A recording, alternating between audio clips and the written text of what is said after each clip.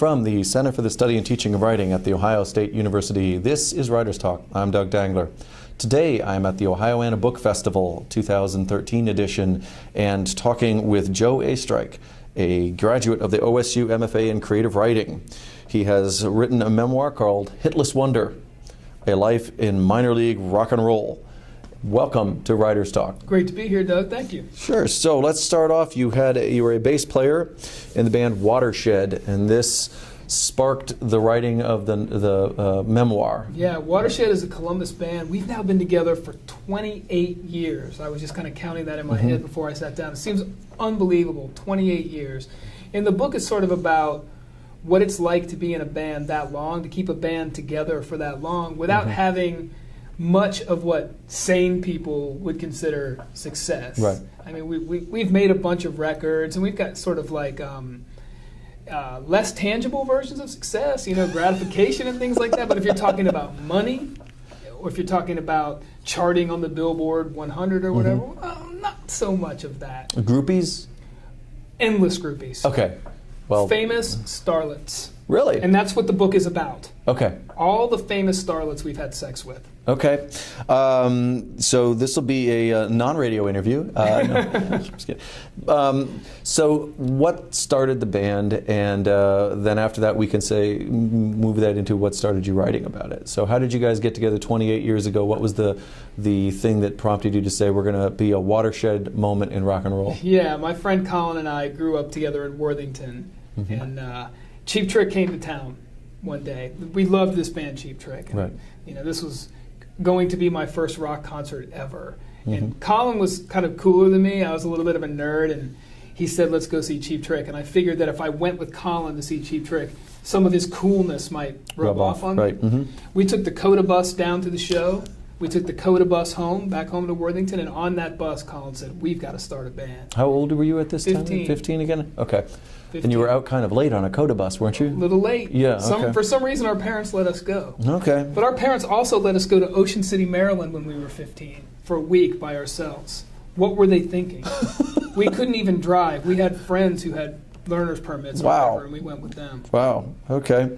I have a child that's 13, and in no way will that happen. Yeah, I have a child who's 3, and when he's 15, no way will that happen. When he's 18, no way that will happen. All right. So tell me, so you got together and you all decided to buy instruments at that moment, and you hadn't previously played. Didn't know how to play at all. Okay. So then fast forward a couple years, and you're maybe in the, did this start in the OSU MFA program, the Masters of Fine Arts in Creative Writing, where you began doing the memoir, or had you thought about it previously? I had always kept journals and things like that, but I didn't realize that normal human beings could be writers. I honestly thought, not honestly, literally, but I had some sort of feeling that writers came from like another planet. They were too advanced for the rest of us, and they came from some planet where like everybody smoked clove cigarettes and wore black berets or something like that. I didn't think I could ever be a writer.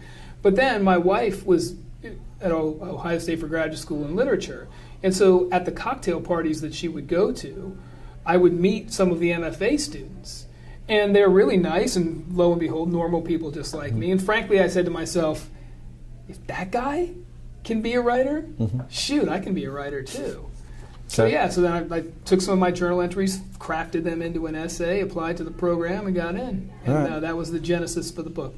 Okay, the essay it was. The essay that you wrote for... Actually, the essay was not about music at all. It was about traveling through Mexico and financing a month-long Mexican vacation by going on timeshare presentations and taking the money that they give you to go on the timeshare presentation and then using that to pay for a really cheap hotel room. Okay. And then when you run out of money, go on another timeshare presentation. How much money do they give you for a timeshare presentation? We went in the off-season, and they were giving us like $500 for an hour and a half. Really? Huh. Sometimes, if you go in the middle of the season, they give you like 2 bath towels and a pair of flip-flops. That's harder to live on. A little bit harder. Yeah, I did not know you could do that. I know where my next vacation is going to be if they're still... We'll talk off camera. Right, fine, you set me up for that. I do work for the state. So you've also had work in Esquire, Sports Illustrated, and so on. Tell me about how some of that stuff arose for you and how that has affected your writing.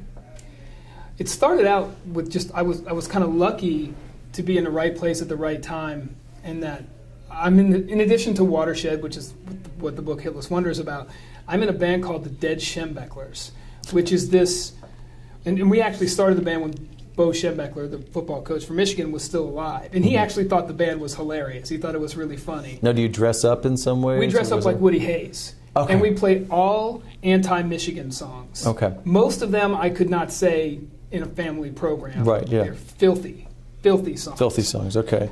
All available on iTunes. Correct. Okay. Correct. So anyway, I was in this band called the Dead Schembechlers, and then the day we were going to play our very first show ever. See, we were already famous just because we were a website. We'd never played a show. Okay. The day we're going to play our very first show ever is the day that the actual Bo Schembechler died.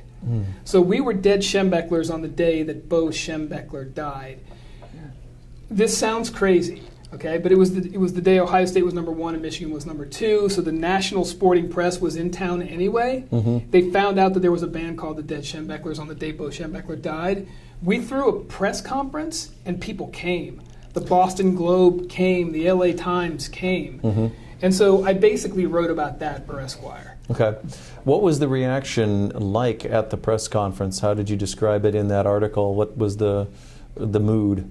The mood was just like a movie where the flash pots from the cameras are going off. It really felt that way. It was dark, the bright lights were in our faces, and it was just like cha cha cha cha cha cha. And what did you say at this? Why did you call the press conference? We announced that we would not be playing the gig that night. So the one gig that you were going to play, we didn't play because we didn't think it would be all that funny to be the Dead Schembechlers on the day that Bo Schembechler died. Plus, we honestly thought some Michigan fan might, beat us up or something. Okay. Did you play after that? Did you ever have a gig as the? We did. Okay. We played a couple gigs afterwards. Okay. So you're now also an assistant professor at Coastal Carolina University. Yep. So you're doing creative writing there? Yeah, I teach creative writing, Coastal Carolina, home of the Chanticleers. The Chanticleer. Is that a rooster? It is. Right? Okay, yeah. It is. I did not. It's from Chaucer. It's no worse. Yes, I get that now, but it's no worse than a buckeye, I suppose. It's pretty great. We're one of the few schools that has a literary reference for a mascot. Right, yeah. Is that what attracted you to it in the first place? The job attracted me to the job. All right. So you've got award-winning short works and essays, and now you're teaching creative writing. What are the things that you tell people that you feel have really helped them move themselves along? Is there some general advice you can give? Yeah. I say to my students on the first day of class, and excuse my crassness, but I write on the board in really big letters, give yourself permission to suck. I think for first drafts that's really important, especially for beginning writers, because they've hopefully read a lot and they want their writing to be as good as the writing that they've read right out of the gate.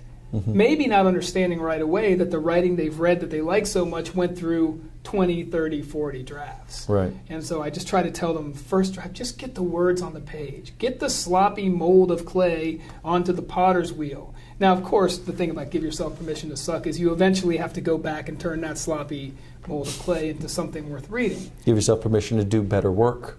The next time. But that doesn't quite roll off the tongue. Right, yeah. Give yourself permission to draft several times. So what have you learned as a teacher doing all this stuff that's really helpful for you as a writer? So you've already got the give yourself permission to suck, but what, teaching, because teachers always talk about learning from their students. Being a teacher forces me to consider whether I actually believe the stuff that I spew out in front of the students every day. Like when I give them permission, like permission to suck, do I really mean that? When I say things to them like show, don't tell, and write what you know, and all those kind of teaching platitudes, do I really mean that? And I think it's kind of keeps me honest. Okay, so you have to hold yourself to that same standard, even though, if you're looking at something saying, yeah, I should have permission to suck, but I'm also an assistant professor of creative writing. Right. Or to break those rules. Write what you don't know. I mean, sometimes you need to tell and not show. And I think the fact that I'm a working, practicing writer makes me a better teacher because I can, wait a minute, I break that rule all the time, and here's why. Okay, but know why you're breaking the rule when you break it, is probably the advice you give to people. Right, is my correct. guess. Yeah, or just break laws willy-nilly. Go out, go. And then whatever. turn it into a memoir. Boom. Boom. Sold. Hitless Wonder 2. Even fewer This time hits. it's personal. Yeah.